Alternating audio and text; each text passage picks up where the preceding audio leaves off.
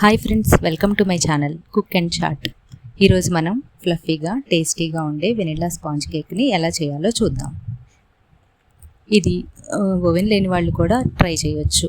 నేను ఈరోజు స్టవ్ మీద ఎలా చేసుకోవాలో చూపిస్తాను. ఇది చాలా ఫ్లఫీగా టేస్టీగా ఉంటుంది. దీనికి కావాల్సిన పదార్థాలు: eggs 2, maida 1/2 cup,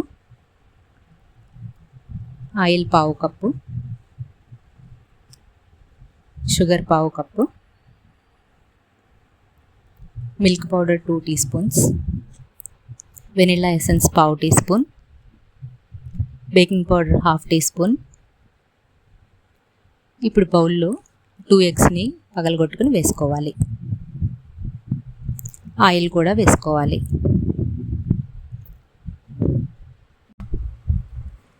vanilla essence వేసుకోండి. ఇప్పుడు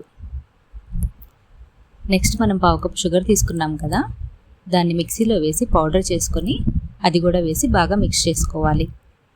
ఎగ్స్, షుగర్ పౌడరు బాగా మిక్స్ అయ్యేలాగా కలుపుకోండి. ఆయిల్ యూజ్ చేయొద్దు అనుకున్న వాళ్ళు రూమ్ టెంపరేచర్లో ఉన్న బటర్ని కూడా యూజ్ చేయొచ్చు. ఇది బాగా మిక్స్ చేసుకుంటూ ఉండాలి. పూర్తిగా లమ్స్ లేకుండా కలుపుకోవాలి.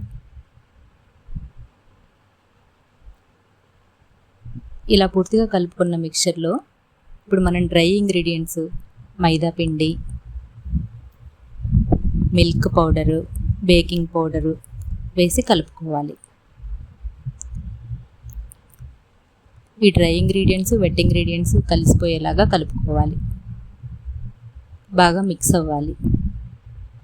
బాగా మిక్స్ అయితే స్పాంజీగా వస్తుంది కేక్.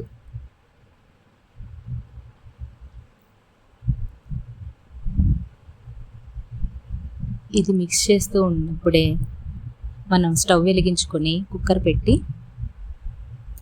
దానిలో ఇలా ఉండే ఒక స్టాండ్ తీసుకుని కుక్కర్లో పెట్టుకోవాలి.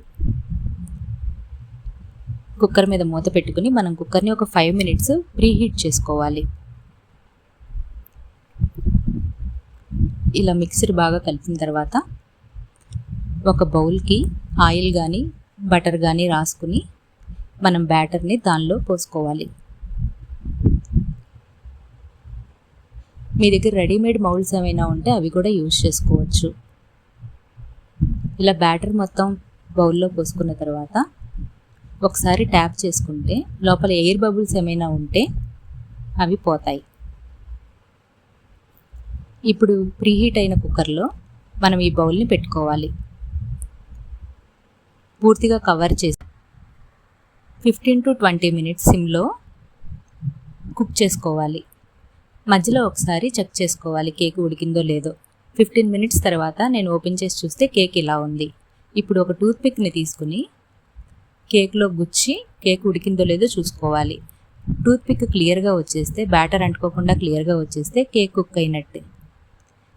ఇప్పుడు ఈ బౌల్ని తీసుకుని చల్లారడానికి పెట్టి పూర్తిగా చల్లారిన తర్వాత ఒక నైఫ్ తీసుకుని కేక్ని సైడ్స్లో ప్రెస్ చేసుకుంటూ దాన్ని వేరే ప్లేట్లో డిమౌల్డ్ చేసుకోవాలి.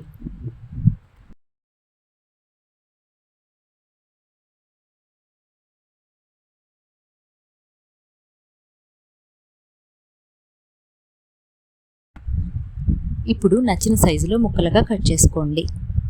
ఈ రెసిపీని ట్రై చేసి ఎలా వచ్చిందో కామెంట్ చేయండి. ఈ కేక్ చాలా స్పాంజీగా, యమ్మీగా ఉంటుంది. ఇలాంటి రెసిపీస్ ఇంకా కావాలంటే నా ఛానల్ని సబ్స్క్రైబ్ చేసుకోండి. నా ఛానల్ని సబ్స్క్రైబ్ చేయండి, లైక్ చేయండి, కామెంట్ చేయండి.